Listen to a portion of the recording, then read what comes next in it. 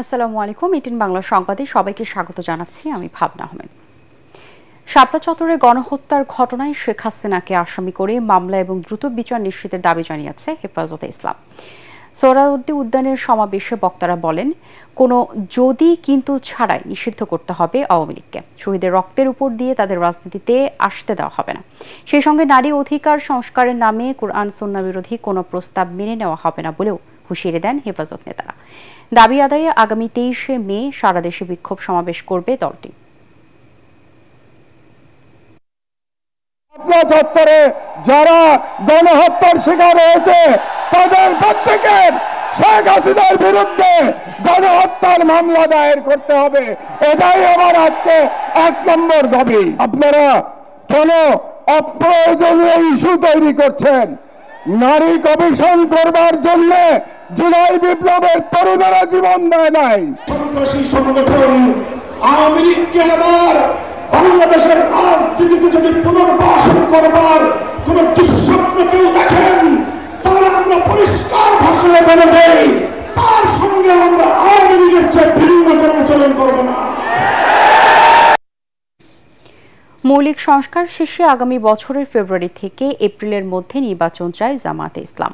তবে কোনোভাবেই এপ্রিল মাস পার না করতে সরকারের প্রতি আহ্বান জানিয়েছেন দলটির আমির ডক্টর শফিকুর রহমান। রাজধানীর মগবাজারে 2 দিনব্যাপী জেলা ও মহানগর আমির সম্মেলনের উদ্বোধনী বক্তব্যে তিনি এসব কথা বলেন।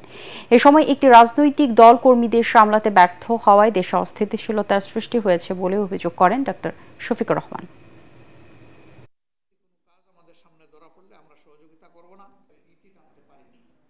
যদি অংশীজনেরা সবাই সেরকম সহযোগিতা করেন, আমরা মনে করি সরকারের ঘোষিত সময়ের ভিতরে সংস্কার সাধন করে নির্বাচন সম্ভব।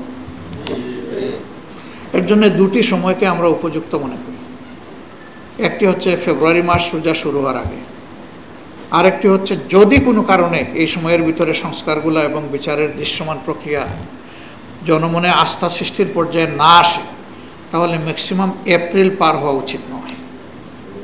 কারণ এরপরে আবার কুরবানি আছে, এরপরে ঝড় বৃষ্টি বাদল বন্যা দুর্যোগ, এগুলো আমাদের জাতীয় জীবনের অংশ। তখন একটা অর্থবহ নির্বাচন করা চ্যালেঞ্জের মুখে পড়ে যেতে পারে।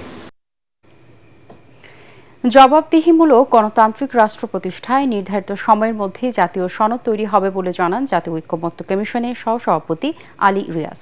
বলেন, রাজনৈতিক দলগুলোর মধ্যে মতের পার্থক্য থাকলেও জাতীয় স্বার্থে সবাইকে এক জায়গায় আসতে হবে। সকালে জাতীয় সংসদের এলডি হলে জাতীয়তাবাদী সমমনা জোটের সাথে বৈঠকে এসব কথা বলেন তিনি। এ সময় জোটের সমন্বয়ক জানান, অনির্বাচিত সরকার বেশি দিন ক্ষমতায় থাকলে দেশে অরাজকতার সৃষ্টি হবে। সুনির্দিষ্ট এই 6 মাসের মধ্যেই আমরা চাই যেন আমরা একটা জাতীয় সনদ তৈরি করতে পারি। জাতীয় স্বার্থে রাষ্ট্র পুনর্গঠনের প্রশ্নে গণতান্ত্রিক ব্যবস্থা প্রতিষ্ঠার জন্যে প্রত্যেকেই যার যার অবস্থান থেকে যেমন কথা বলবেন, প্রত্যেকটি দল জোট তাদের অবস্থানের কিছুটা ছাড় দিতেও প্রস্তুত থাকবেন।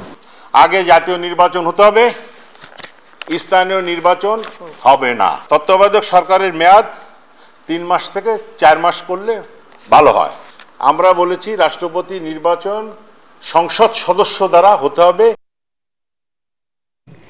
কৃষি খাতের ভর্তুকি নিয়ে আন্তর্জাতিক মুদ্রা তহবিল চাপাচাপি করলে প্রয়োজনে IMF এর চুক্তি থেকে সরকার বেরিয়ে যাবে বলে জানিয়েছেন প্রধান উপদেষ্টার বিশেষ সহকারী ডক্টর আনিসুজ্জামান চৌধুরী। তিনি জানান, গবেষণার কারণে কৃষি উন্নত হয়েছে, মানুষকে বাঁচিয়ে রেখেছে। কোনো অবস্থাতে কৃষিকে অবহেলা করা যাবে না। রাজধানীতে কৃষি অর্থনীতি সমিতির কৃষি বাজেট নিয়ে আলোচনা সভায় এসব কথা বলেন তিনি। এ সময় কৃষিবিদ জাহাঙ্গীর আলম জানান, কোনো সরকারের আমলে বাজেটে কৃষি খাতের জন্য কোনো প্রবৃদ্ধি থাকে না, এটা হতাশার। শিল্পায়ন করতে গিয়ে কোনো পরিস্থিতিতেই কৃষিকে পিছিয়ে রাখা যাবে না বলেও জানান বক্তারা।